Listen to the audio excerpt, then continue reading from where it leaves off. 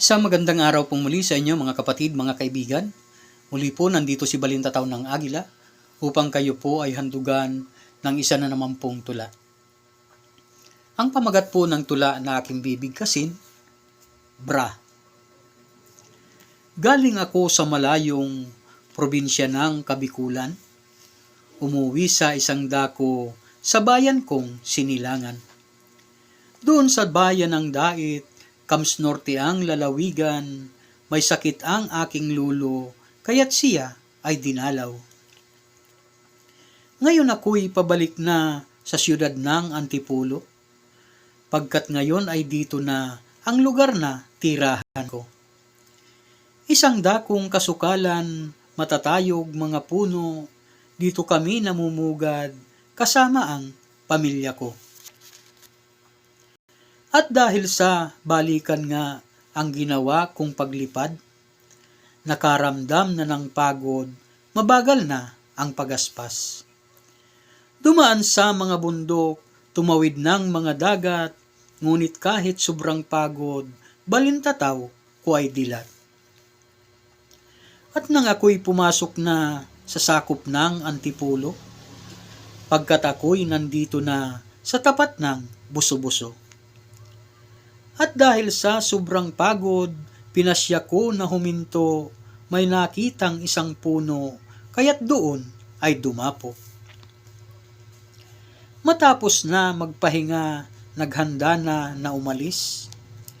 Ngunit mayroong dalawang busis na nooy aking narinig. Ito pala'y mag-asawa na nandoon sa malapit at ganito ang usapan, akin itong ichichismis. Si Ramon ay papaalis, pupunta ng SM Cherry upang ilang kasangkapan ay doon siya mamimili.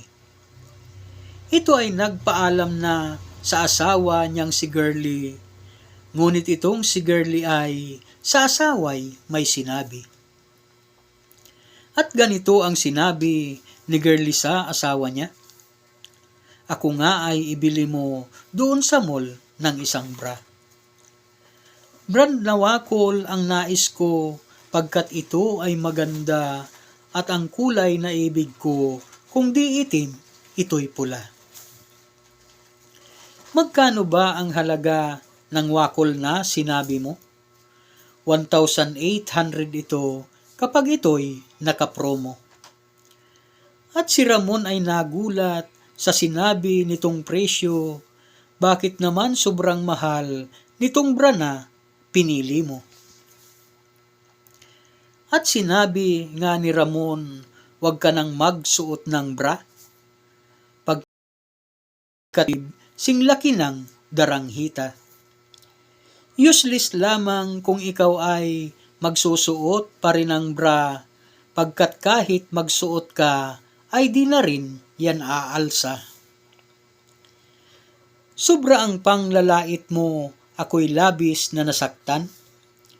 Kumudibdib ko'y maliit, di na kailangang suotan. Kung ang lahat ng maliit, di na dapat nabalutan, huwag ka nang magsuot ng brief, pagkat ito ay useless lang.